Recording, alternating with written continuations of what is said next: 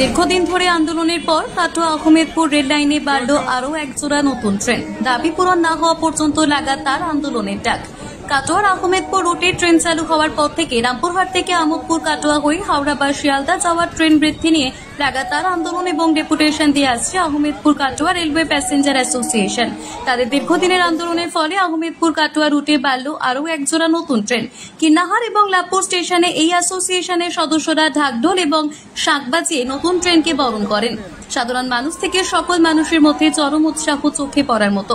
এই ট্রেন চালু হওয়ার ফলে অনেক সুবিধা হবে বলে জানান সাধারণ মানুষ।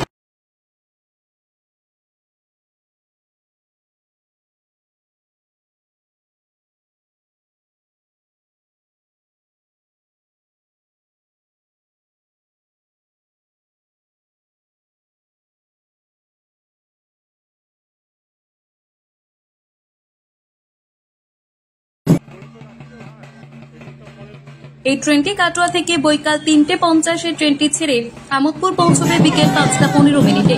ফের আমোদপুর থেকে ট্রেনটি ৫:৩০ ছেড়ে কাটোয়া পৌঁছাবে ৬:৫০। আন্দোলনকারীদের দাবি, রামপুরহাট থেকে আমোদপুর কাটোয়া হয়ে শিয়ালদা বা হাওড়া ট্রেন যতদিন না চলবে ততদিন পর্যন্ত আন্দোলন চলবে। দাবি পূরণ না হলে আন্দোলন করা বন্ধ করে দেবে বলে জানান আন্দোলনকারীরা।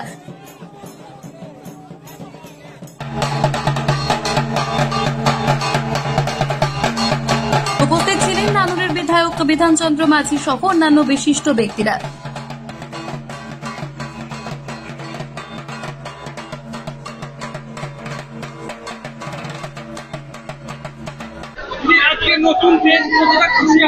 খুব খুশি আমরা, ক্ষুদ্র ব্যবসায়ী আমরা, মানে প্রায়ই আসা যাওয়া করি। আসার সময় ট্রেনে আসি, যাবার সময় আমাদের বাসে যেতে হয়। তো সত্যি কষ্ট ব্যাপার। আমার কোনো পুত্র সন্তান নেই, বয়স্ক স্বামী অসুস্থ, এই ক্ষুদ্র ব্যবসা করি ধূপকাঠি চা। তো আমাদের খুবই সুবিধা হয়েছে, খুব ধন্যবাদ জানাচ্ছি।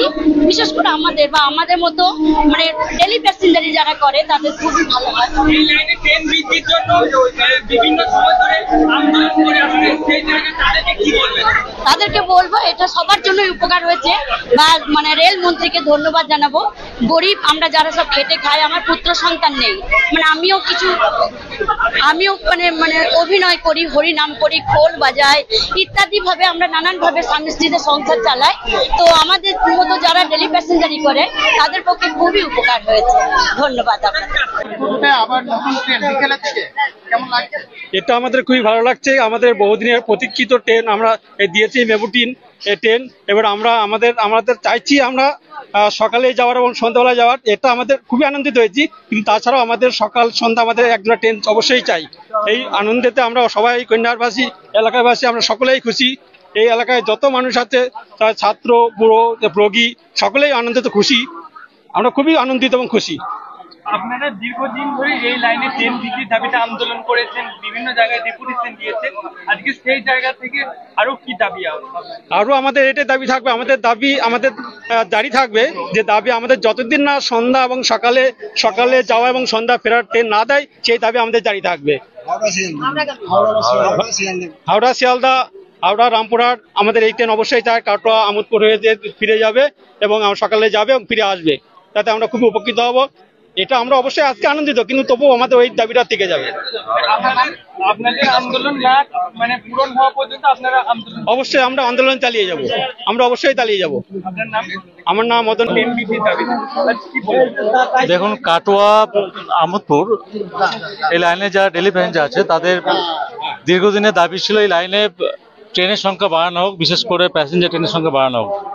এবং ওনারা আমার কাছে গিয়েছিলেন, অ্যাপ্রোচ করেছিলেন যে আপনি শুধু চলুন জনপ্রতিনিধি হিসাবে ডিআরএম কাছে, আমি জিআরএম কাছে ওনাদের আবেদনের সাড়া দিয়ে আমি ওনাদের প্রত্যেকের সঙ্গে যারা আছেন এখানে ওনাদের সাথে আমি গিয়েছিলাম এবং একটা অর্থপূর্ণ আলোচনা হয়েছিল এবং তার ফলে আপনারা দেখতে পাচ্ছেন যে একটা চালু হয়েছে। আবার আমরা আশা করছি আরও যদি আমরা বারংবার আমরা যদি ডিআরএম সাহেবের কাছে আমরা যদি আবেদন করি, এই লাইনে ট্রেনের সংখ্যা অবশ্যই বাড়বে এবং প্যাসেঞ্জারদের দাবিগুলো পূরণ হবে। সবসময় পাশে আছি, যেহেতু আমরা জনপ্রতিনিধি, সবাই পাশে থাকবেন। মানুষের উচ্ছ্বাস দেখতে পাচ্ছেন, স্টেশনে প্রচুর মানুষ আজকে জড়ো হয়েছেন, সাধারণ মানুষ থেকে শুরু করে যারা ডেলি প্যাসেঞ্জার। অবশ্যই যত ট্রেনের সংখ্যা বাড়বে, আর বিশেষ করে কিন্নার একটা বৌদ্ধনী জনপদ, কিন্নার আমোদপুর থেকে শুরু করে অবশ্যই মানুষ খুশি হবে।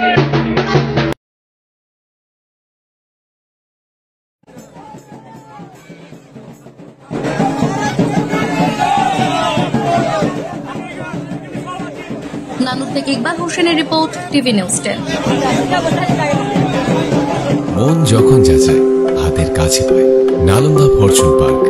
দরজার সামনে জাতীয় সড়ক, জানলা খুললেই এয়ারপোর্ট, পা বাড়ালে রেলওয়ে স্টেশন, ইচ্ছে হলেই পছন্দের বাজার, মিনিটের মধ্যে স্কুল, কলেজ, হাসপাতাল।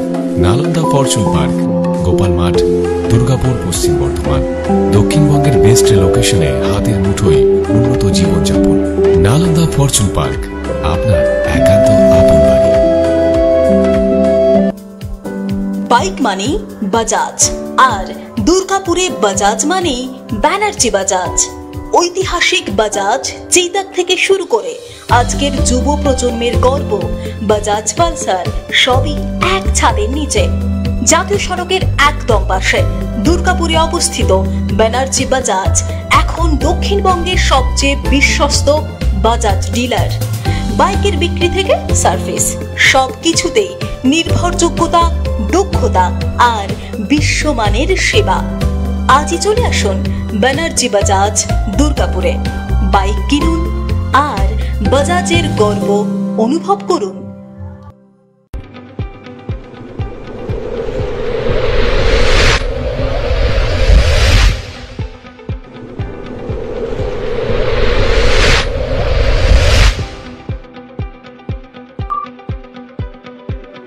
শিল্প শহর দুর্গাপুরের স্বাস্থ্য সেবায় এক নতুন দিগন্তের নাম বিবেকানন্দ হাসপাতাল। NABH অনুমোদিত এই হাসপাতালটি মানুষের বিশ্বাস আর ভালোবাসার প্রতীক। প্রতিটি সমস্যার নির্ভরযোগ্য চিকিৎসা। এখন উন্নত মানের চিকিৎসা মধ্যবিত্তের নাগালের মধ্যেই। বিবেকানন্দ হাসপাতাল, আপনজনের মতো পাশে সব সময়। জাকির হোসেন অ্যাভিনিউ, বিধাননগর, দুর্গাপুর 713206। সহজেই স্বাস্থ্যসাথী কার্ডের মাধ্যমে সুচিকিৎসার একমাত্র প্রতিষ্ঠান citizen hospital, Bidhannagar, Durgapur. Helpline number 9800897855। অ্যাপয়েন্টমেন্টের জন্য ফোন করুন 7477783932 কিংবা 9933475697 এই নম্বরে। ছিমছাম পরিবেশ এবং প্রাইম লোকেশনে মনের মতো সুন্দর হোটেল মানে হোটেল অ্যাস্টর। হোটেল অ্যাস্টরে আপনি পাবেন মনের মতো সিঙ্গেল এবং ডাবল বেডের অত্যাধুনিক সুবিধাযুক্ত রুম, পাবেন রকমারি জিভে জল আনা স্বাদের ইন্ডিয়ান, চাইনিজ এবং কন্টিনেন্টাল ভ্যারাইটি ডিশ দিয়ে সাজানো ঝা চকচকে ব্যাংকুয়েট। সিটি সেন্টারের ক্ষুদিরাম বসু সরণির মতো অভিজাত এলাকার আপনার মনের মতো রুম পেতে আজই যোগাযোগ করুন hotel Astor, city centre, Durgapur 16।